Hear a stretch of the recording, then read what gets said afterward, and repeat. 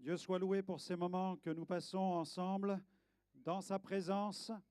Nous croyons que l'Évangile, comme l'a déclaré le serviteur de Dieu, Paul, l'Évangile, c'est la puissance de Dieu pour le salut de quiconque croit. Et j'aimerais poursuivre ce soir sur ce sujet que j'ai introduit hier que nous pouvons placer sous cette bannière d'il y a plus. Oui, il y a plus en Jésus. Hier, j'ai commencé à vous parler du royaume de Dieu et j'aimerais poursuivre avec cette lecture qui se trouve dans l'évangile de Matthieu. Matthieu chapitre 4, verset 17. Nous avons lu hier soir ce passage, j'aimerais les relire ce soir. Hier, j'ai commencé à introduire le sujet sur cette dynamique du royaume de Dieu et de la prédication de Jésus, qui était une prédication axée sur la repentance qui nous parle d'un changement radical de mentalité à l'égard de Dieu, à l'égard du péché, à l'égard de la foi, afin que le royaume de Dieu puisse se manifester au milieu de nous. Jésus veut manifester son royaume parmi nous. Savez-vous pourquoi? Eh bien, tout simplement parce que Jésus est vivant. Jésus est réel. Il est mort sur la croix pour nos péchés, mais la Bible déclare que le troisième jour, il est ressuscité et il vit pour l'éternité. Et Jésus est présent parmi nous pour accomplir ses promesses, pour confirmer sa parole. Nous croyons à la puissance de l'Évangile, le plein Évangile. Et dans cet Évangile, ce plein Évangile, cet Évangile tellement rempli, il y a la victoire sur nos vices et nos passions. Peut-être quelqu'un est venu ce soir lié par l'alcool ou par la drogue ou par toute autre chaîne.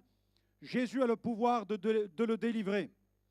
Nous croyons aussi que Jésus a le pouvoir de guérir de toute maladie, tout simplement parce que c'est dans la nature même de Dieu que de vouloir du bien à chacun d'entre nous. Jésus est mort sur la croix et la Bible dit qu'à la croix, il a porté nos péchés, il a porté aussi nos maladies.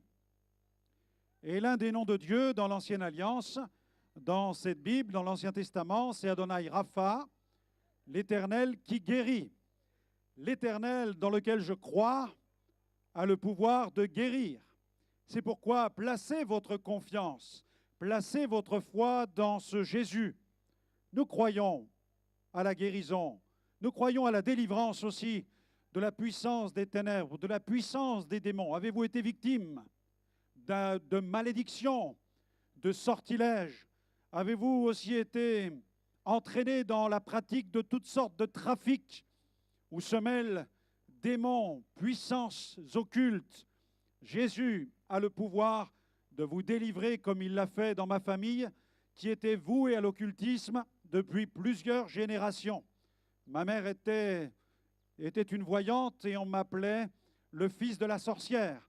Et c'est à l'âge de 17 ans et demi que j'ai découvert l'Évangile, que l'Évangile a pénétré notre foyer, que mes parents se sont réconciliés alors qu'ils parlaient de divorcer, que mon frère aîné qui passait son temps dans les boîtes de nuit à consommer de la drogue et de l'alcool a été délivré, que mon père qui souffrait d'un ulcère cancéreux a été guéri, que ma petite sœur qui était possédée a été délivrée et que moi-même qui étais tourmenté, eh bien j'ai trouvé la délivrance en Jésus. Toute notre famille a expérimenté la puissance miraculeuse du Christ. Réalisez cela quelques instants. Jésus aurait tout à fait bien pu venir sur la terre et prêcher le message de la réconciliation avec Dieu en nous parlant de nos péchés sans prier pour les malades. Il aurait très bien pu proclamer un message de réconciliation avec Dieu sans parler même de guérison, sans prier pour aucun malade. Mais tout ce que je regarde dans la parole de Dieu, si je parcours les évangiles, si je parcours les actes des apôtres, tout me dit dans la Bible que Dieu est un Dieu de miracles, que Dieu est un Dieu de grâce, que Dieu est un Dieu qui libère, que Dieu est un Dieu qui guérit, mais surtout c'est un Dieu qui veut nous sauver de la puissance destructrice du péché. Cette puissance a le pouvoir de nous entraîner dans la perdition et en enfer, mais Jésus est venu donner sa vie afin de nous libérer de la ruine, du châtiment, de la condamnation, et il est venu pour nous donner la joie, l'espérance et cette assurance d'une vie glorieuse et éternelle. Jésus prêchait cet évangile et dans Matthieu 4, verset 17, il commença à prêcher et à dire « Repentez-vous car le royaume des cieux est proche. » Ce royaume n'est pas loin de vous, il est proche. C'est pourquoi il nous faut nous repentir de nos péchés. C'est pourquoi il nous faut être en paix avec Dieu. C'est pourquoi il nous faut couper avec les ténèbres, avec les démons, avec toutes sortes de pratiques que Dieu réprouve dans sa parole. Au verset 23, il est écrit que Jésus parcourait toute la Galilée, enseignant dans les synagogues, prêchant la bonne nouvelle du royaume et guérissant toute maladie et toute infirmité parmi le peuple. Sa renommée se répandit dans toute la Syrie. On lui amenait tous ceux qui souffraient de maladies et de douleurs de divers genres, des démoniaques, des lunatiques, des paralytiques. Il les guérissait. Et une grande foule le suivit de la Galilée, de la Décapole, de Jérusalem, de la Judée et d'au-delà du Jourdain. J'aimerais répondre à cette question ce soir. Pourquoi Jésus faisait-il des miracles? Je crois premièrement que Jésus faisait des miracles pour démontrer, pour prouver sa nature divine. Ce qui a souvent indigné et agacé les chefs religieux. Il y a une scène dans l'évangile de Matthieu où des hommes apportent à Jésus un paralytique et Jésus, voyant cet homme arriver vers lui, lui dit « Mon enfant, prends courage, tes péchés sont pardonnés. » Et cette simple parole de Jésus a suffi pour créer la stupéfaction parmi les chefs religieux qui se sont indignés et qui n'acceptaient pas que Jésus ose faire une telle déclaration, car seul Dieu peut pardonner les péchés. Mais Jésus a pu faire une telle déclaration parce qu'il est le Fils de Dieu. Jésus n'est pas qu'un prophète. Il est venu tel un prophète, mais il est bien plus qu'un prophète. Il est la parole faite chair. La Bible dit qu'au commencement était la parole était avec Dieu, la parole était Dieu, et nous avons contemplé sa gloire, c'est la gloire du Fils unique venu du Père. Jésus est sorti du Père. Jésus n'est pas un super prophète, il est la parole qui a créé l'univers. Il y a tellement de conceptions et de perceptions de Jésus ici-bas sur la terre. Chez les bouddhistes, Jésus serait la réincarnation d'un initié de Bouddha. Chez les hindous, Jésus serait une divinité incarnée. Pour les philosophes, Jésus ne fut qu'un penseur. Chez les athées, Jésus n'est qu'un mythe. Chez les agnostiques, un mystère. Dans l'islam, il n'est qu'un prophète. Dans le Nouvel Âge, Jésus est un mage. Chez les satanistes, il est le chef de l'armée des anges. Chez les scientologues, un maître spirituel. Chez les anarchistes, Jésus est un révolutionnaire. Mais pour celui qui a rencontré Jésus et qui est né de nouveau, Jésus est le Fils de Dieu. Alléluia! Il est Dieu incarné. Il est la parole qui a créé l'univers, qui est venu parmi nous. Et c'est pourquoi Jésus, qui est de nature divine, qui est l'émanation même du Père, Jésus a le pouvoir de dire « Mon enfant, tes péchés sont pardonnés ». C'est en te tournant vers Jésus que tu peux recevoir le pardon de tes péchés.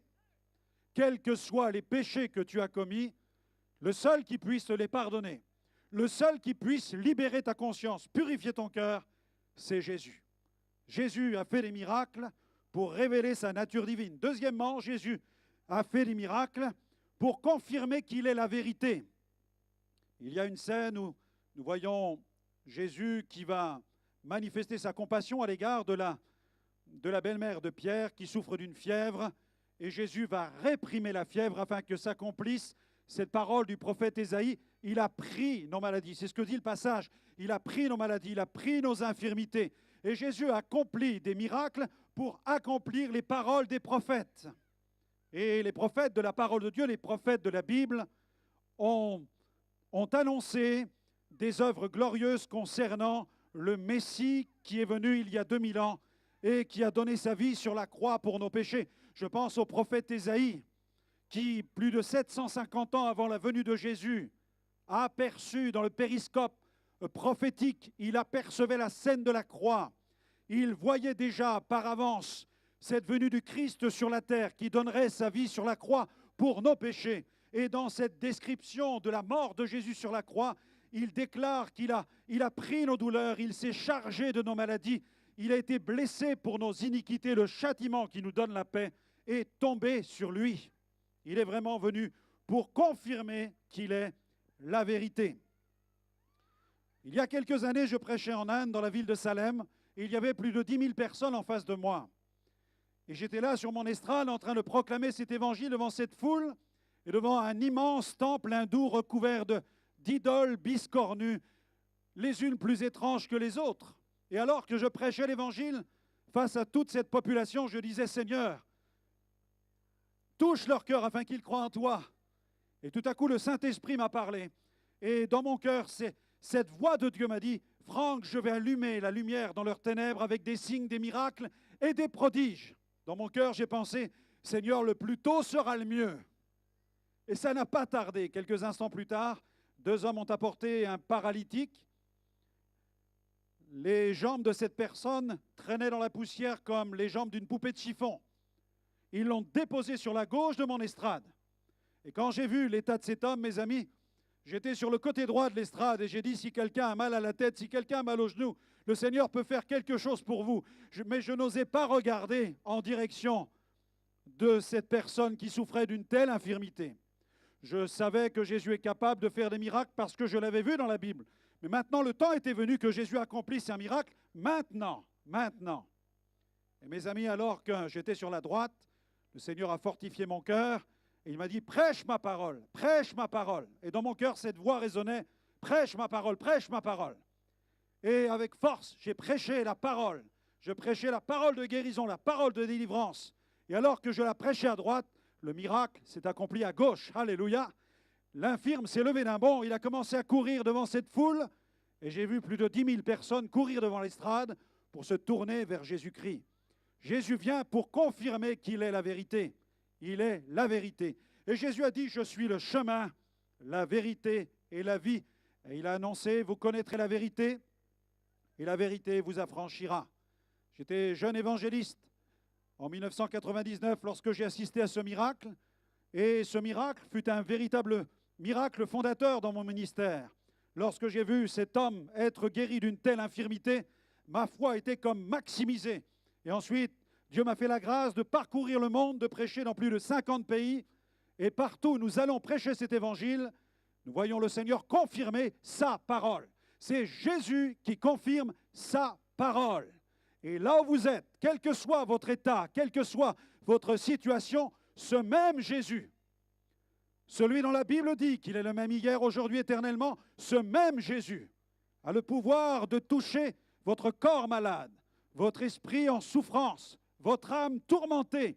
Il peut vous restaurer, vous délivrer, vous guérir et surtout vous sauver parce qu'il est le même hier, aujourd'hui et pour l'éternité. À Dieu soit la gloire. Oh, Dieu soit béni. Jésus fait des miracles pour révéler sa nature. Jésus fait des miracles pour confirmer qu'il est la vérité. Jésus fait aussi des miracles pour détruire les œuvres du diable. La Bible nous parle de l'activité du diable. La Bible dit que Jésus parut pour détruire les œuvres du diable. Littéralement, pour les dénouer, pour les délier. Parfois, la vie des êtres humains est un véritable sac de nœuds. Parce que le diable s'est emmêlé dans les affaires de la vie.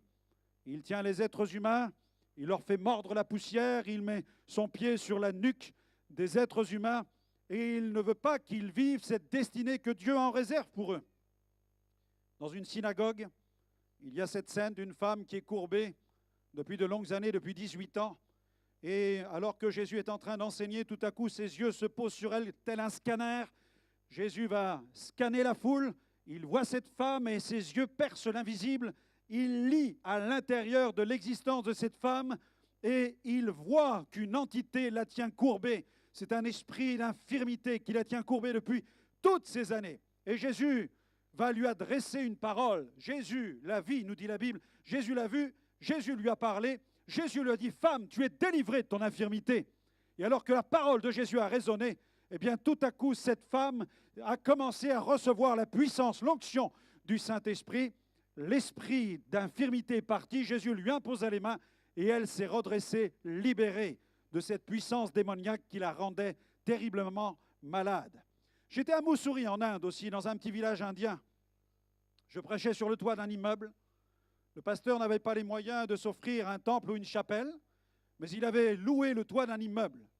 Et à chaque extrémité, il avait planté des poteaux, il avait tendu des toiles, et il y avait plus de 200 personnes en train d'écouter la parole. Et ce jour-là, un homme est venu. Cet homme était connu de tout le village. C'était le mendiant de Mussoorie, possédé par les démons depuis plus de 25 ans, incapable de travailler, parce qu'à chaque fois qu'il prenait un outil, les démons lui commandaient de se mutiler avec l'outil. Cet homme était réduit à la mendicité. Mais ce soir-là, il a entendu l'évangile de la grâce. Il s'est avancé, nous avons prié pour lui, les démons sont partis. L'homme a été délivré. Le jour suivant, qu'a-t-il fait? Il est allé travailler dans la rizière. Il a commencé à utiliser aussi des outils. Le soir, il est revenu à la réunion. Il a témoigné devant tout le village. Et il a dit à tout le monde, vous me connaissez tous? Je suis le mendiant de Mussoorie. Il a dit, j'étais possédé depuis plus de 25 ans. Mais hier, l'évangéliste a prié pour moi. J'ai été délivré des démons. Et aujourd'hui, j'ai vérifié. Je suis complètement libéré. J'ai travaillé toute la journée. Et je n'entends plus la voix des démons qui me commandent de me détruire. Mais il y a dans mon cœur un chant qui monte et qui glorifie Jésus, l'auteur de ma délivrance. Alléluia! Jésus parut, ni plus ni moins, pour détruire les œuvres du diable. Et si tu es tenu par des démons, au nom de Jésus, les démons vont partir. Tu seras délivré par la puissance de Dieu. Alléluia! Pourquoi Jésus faisait-il des miracles? Il faisait aussi des miracles pour récompenser la foi. Je vois ce centenier dans la parole de Dieu qui vient vers Jésus. Son serviteur est frappé par la paralysie. Et Jésus lui dit, j'irai, je le guérirai. Et l'homme, se sentant indigne, lui dit, non, maître, je ne suis pas digne que tu entres sous mon toit. J'ai l'habitude de donner des ordres à mes soldats. Je dis à l'un, va, il va, fais, il fait, viens, il vient. Mais l'homme a dit à Jésus, dis seulement un mot et mon serviteur sera guéri. Jésus a vu la foi de cet homme. La foi bouge le bras de Dieu, chers amis. Et alors que cet homme est rentré chez lui, tout à coup, il a appris la nouvelle sur la route. On l'informait que son serviteur était maintenant guéri de sa paralysie parce qu'il avait libéré sa foi. Libérez votre foi. Commencez à mettre votre foi en action. Ce n'est pas dans la passivité que vous allez expérimenter la grâce de Dieu. C'est toujours dans la foi et dans l'action. Dieu soit béni, il est capable de faire des dons de sa grâce. Parfois, il guérit sans qu'il y ait la foi. Mais la foi, nous dit la Bible, elle est agréable à Dieu. Et lorsque quelqu'un manifeste de la foi, lorsque quelqu'un commence à se tourner vers Dieu, la Bible dit, celui qui s'approche de Dieu doit croire que Dieu existe et qu'il est le rémunérateur de ceux qui le cherchent. La Bible dit, la foi est une ferme assurance, c'est une démonstration des choses qu'on ne voit pas. Commence à croire.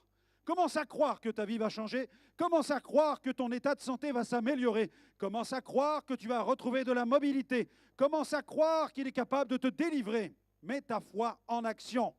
La fatalité dit, c'est inutile, c'est peine perdue, il n'y a pas d'espoir, c'est impossible. La foi dit, continue. La foi dit, ça va changer. La foi dit, Dieu a tout pouvoir. La foi dit, Jésus a triomphé à la croix. Alléluia. J'ai vu ce jeune homme au Burkina Faso. Nous étions dans la capitale Ouagadougou en 1998. Le Seigneur a confirmé sa parole de façon remarquable. La campagne était retransmise jusqu'à l'intérieur du pays par Radio Évangile. Et il y avait dans un petit village un jeune homme qui souffrait de problèmes respiratoires extrêmement graves, à tel point qu'il était couché, alité. Et ce soir-là, il était dans sa case, allongé sur sa natte, avec le transistor sur l'oreille, en train de m'écouter en train de prêcher l'évangile à Ouagadougou. Et au moment de la prière pour les malades, j'invite tous ceux qui m'écoutent à la radio et je leur dis, là où vous êtes, quel que soit votre état, faites un acte de foi. Mettez votre main sur votre tête, Jésus est capable de vous toucher et de vous guérir. Et ce jeune homme était là dans sa case, le transistor sur une oreille et la main sur la tête. Et alors qu'il mettait sa main sur sa tête et qu'il implorait la grâce de Dieu, tout à coup le Saint-Esprit a pénétré sa chambre, le Saint-Esprit est descendu sur lui, il a touché son corps, ses poumons se sont remplis d'oxygène, il s'est levé de sa natte, il a commencé à marcher dans sa case. Quelques jours plus tard, il était à la capitale Ouagadougou et j'avais un jeune homme qui courait comme une gazelle sur l'estrade, guéri totalement de ses problèmes respiratoires. Il a mis sa foi en action. Libérez votre foi. Mettez votre foi en action. Jésus fait des miracles pour récompenser la foi. Lorsqu'il y a de la foi, le Père céleste se réjouit, le Saint-Esprit se réjouit, Jésus se réjouit et la grâce de Dieu est répandue parmi nous. À Dieu soit la gloire. Pourquoi Jésus faisait-il des miracles? Autre point, il faisait des miracles pour glorifier son Père. La Bible parle d'un aveugle de naissance. Et les disciples sont avec Jésus, ils s'approchent et ils passent à côté de l'aveugle de naissance et ils s'interrogent sur l'état de ce jeune homme. Et alors ils se posent des questions et ils interrogent Jésus, pourquoi ce jeune homme est-il aveugle? Est-ce que c'est lui qui a péché ou est-ce que ce sont ses parents qui auraient péché pour qu'il soit dans un tel état? Jésus va balayer cette discussion et il va dire, c'est afin que la gloire de Dieu soit manifestée en lui. Et Jésus va rendre la vue à cet aveugle de naissance. Jésus veut faire des miracles pour que le Père céleste qui a créé l'univers soit glorifié. Tout au long de son ministère, Jésus a fait des miracles pour glorifier le Père. Et le Père a confirmé la prédication de son Fils pour glorifier son Fils. Le Père et le Fils fonctionnent ensemble. En vous tournant vers Jésus, vous glorifiez le Père. En vous tournant vers le Père, Jésus va manifester sa puissance par le Saint-Esprit. Alléluia! Je me trouvais en Uruguay il y a quelques années pour toute une série de campagnes d'évangélisation à l'intérieur du pays. Et puis j'ai vu cette dame passer devant l'estrade avec des béquilles. Ses jambes étaient complètement tordues. Elle avançait péniblement avec ses béquilles. C'était un état d'infirmité. J'ai vu cette dame passer devant moi. Mais quelle joie à la fin de la réunion quand j'ai vu cette dame debout sur l'estrade en train de brandir ses béquilles, guérie de son infirmité. Savez-vous ce qu'elle a fait dans la semaine qui a suivi? Elle est allée voir tous les médecins, tous les spécialistes, dans tous les hôpitaux où l'on a essayé de la traiter. Elle est allée dans toutes les salles d'attente et elle sautait comme une gazelle pour montrer que Jésus l'avait délivrée de son infirmité. Elle a glorifié le Père. Jésus fait des miracles pour que le Père soit glorifié. Et nous croyons que Jésus ce soir va accompagner sa parole en guérissant les cœurs brisés, en libérant les esprits tourmentés, en touchant les corps souffrants, mais surtout en pardonnant les péchés. Je terminerai par ce point. Pourquoi Jésus faisait-il des miracles? Pour changer notre destinée. Il veut faire des miracles pour changer notre destinée. Il n'y a pas de plus grand miracle que celui d'une personne qui décide de se tourner vers le Christ. Quelqu'un qui se tourne vers le Christ expérimente le plus grand des miracles qui soit, c'est-à-dire passer de la mort spirituelle à la vie abondante, passer des ténèbres spirituelles à la lumière du Christ. Passez de la mort à la vie. Tournez-vous vers Jésus. Votre destinée va changer. Dieu a une glorieuse destinée pour vous. Jésus a dit, « Celui qui croit en moi, des fleuves d'eau vive jailliront de son sein. » Jésus déclare, « Celui qui croit en moi, il n'aura plus jamais faim sur le plan spirituel. Celui qui croit en moi, dit Jésus, il n'aura plus jamais soif. Sa vie ne sera plus jamais un désert. Celui qui croit en moi, dit Jésus, il a la vie éternelle. Celui qui croit en moi vivra quand bien même il serait mort. Jésus ajoute, celui qui croit en moi ne demeure pas dans les ténèbres. J'étais livré aux puissances diaboliques. Ma vie était un enfer jusqu'à l'âge de 17 ans et demi. Et j'ai rencontré Dieu, mes amis, non pas dans un temple ou dans une église, mais sur le bord d'une fenêtre, sur le bord de la fenêtre de l'immeuble où nous habitions. C'est là, alors que j'étais sur le point de me laisser tomber dans le vide pour en finir avec la vie, c'est là, sur le bord de cette fenêtre, que Dieu m'a rencontré et que Dieu a commencé à me parler Et il m'a dit, tu peux suicider ton corps, mais pas ton âme. Et pour la première fois de mon existence, je me suis jeté à genoux dans ma chambre. Je n'ai pas prié ni crié, j'ai hurlé vers le ciel. J'ai dit, Dieu, je ne sais pas qui tu es. Je ne sais si tu es Bouddha, Jésus ou Mahomet. Mais je m'adresse à toi si tu existes quelque part dans cet univers. Je t'en supplie, sauve-moi. J'ai réveillé mes parents tellement j'ai crié fort. Ils sont entrés dans ma chambre, ils m'ont trouvé en transe, trempé de sueur. Les phénomènes diaboliques se manifestaient dans cette maison à tel point que mon corps décollait en lévitation au-dessus de mon lit. J'entendais des voix, des mains visibles se posaient sur mon corps. Les objets se déplaçaient dans la maison. Nous étions tenus par les ténèbres. Et mes amis, je n'aurais jamais imaginé ce jour-là que pour la première fois de ma vie, en fuyant cette maison, quelques heures plus tard, je n'aurais jamais imaginé qu'on me partagerait l'Évangile comme on l'a fait ce matin-là, grâce à un homme d'origine malgache qui m'a rencontré, qui m'a parlé de Jésus. Il m'a interpellé, il m'a invité à l'église. Ce soir-là, j'y suis allé. J'ai entendu le plein évangile. J'ai été libéré de la puissance des démons, rempli de la présence du Saint-Esprit, pardonné de mes péchés. Je suis rentré à la maison. J'ai annoncé la bonne nouvelle à ma mère qui s'est tournée vers le Christ. Ma mère a été libérée de l'esprit de divination. Mon père guéri, mon frère. Toute ma famille s'est tournée vers le Christ en quelques jours. Pourquoi? Parce que j'ai ouvert mon cœur à Jésus. Il change notre destinée. Il a changé la mienne. Et au travers de ma destinée changée, il a changé celle de toute ma famille. J'aimerais vous dire que Dieu ne veut pas seulement changer votre vie, mais au travers de votre vie, il veut changer la vie de tous ceux qui habitent dans votre foyer, dans votre maison, tous les membres de votre famille. Il veut les sauver et les transformer. C'est le plan de Dieu. Il commence par un. Et ensuite, avec un, il sauve des dizaines, des centaines, des milliers, des millions par la puissance de son Saint-Esprit. Nous allons prier dans quelques instants pour ceux qui sont tourmentés, pour les malades, pour les infirmes. Nous allons prier pour eux parce que nous croyons au ministère de compassion de l'Église et au ministère de Jésus qui s'accomplit au travers de l'Église. Mais avant cela, j'aimerais prier pour ceux qui ont besoin de passer de la mort à la vie. Il y aura donc deux appels. Un appel pour les malades, pour les esprits tourmentés. Mais le premier appel que j'aimerais lancer, c'est à l'attention de ceux qui n'ont pas encore fait la paix avec Dieu. J'aimerais prier pour qu'ils fassent la paix avec Dieu. Je m'adresse aussi aux jeunes gens, aux enfants de chrétiens. Vous allez à l'église de temps en temps, vos parents ont la Bible, vous avez peut-être été enseignés dans les voies de Dieu, mais au plus profond de vous-même, vous n'avez pas encore fait la paix avec Dieu. C'est le moment de faire la paix avec Dieu. J'aimerais peut-être aussi m'adresser à quelqu'un qui est là pour la première fois, qui s'est arrêté sur le bord du trottoir et qui assiste à cette réunion et qui se demande quel est le sens de cette réunion publique. J'aimerais vous dire que vous n'êtes pas là par hasard et que Dieu veut vous rencontrer, que Dieu a permis que vous soyez là comme moi. J'ai fait cette expérience sur la place publique au cœur du centre-ville, de cette ville où nous habitions. C'est là, dans la rue, que j'ai entendu parler de Jésus. J'aimerais prier pour ceux qui veulent se tourner vers le Christ. Courbons-nous quelques instants dans la prière, pendant qu'un pianiste me rejoint sur l'estrade et m'accompagne avec simplement un fond musical, paisiblement, tranquillement. Nous allons prier le Seigneur maintenant. Seigneur, merci pour ta parole, pour l'évangile de la grâce de Dieu, l'évangile du salut, l'évangile qui nous fait changer de royaume.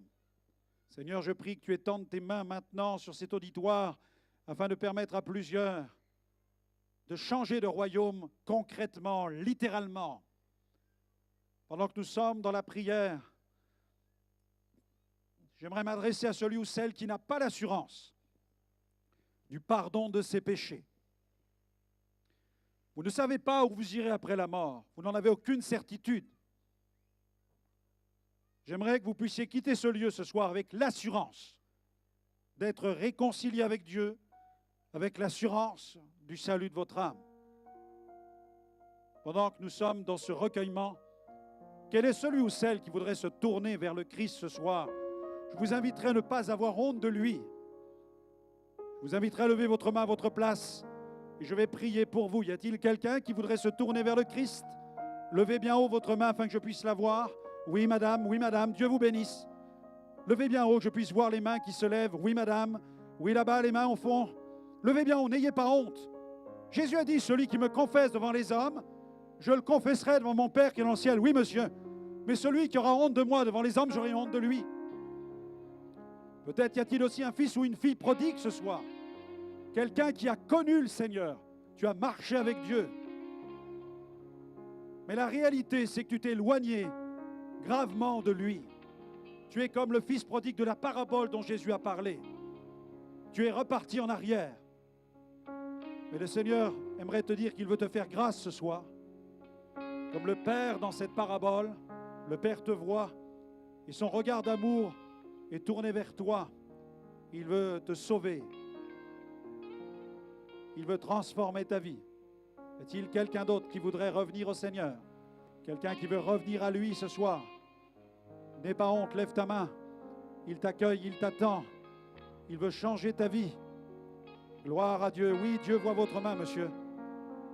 Dieu voit votre main. J'aimerais demander à ceux qui ont levé leur main de ne pas avoir honte de Jésus. Levez-vous à votre place devant votre chaise maintenant. Allez-y, dressez-vous. Dieu vous bénisse, monsieur. Levez-vous maintenant. Y a-t-il quelqu'un d'autre? Oui, Dieu vous bénisse, Dieu vous bénisse. N'ayez pas honte de Jésus. Vous pouvez avoir honte de vos péchés.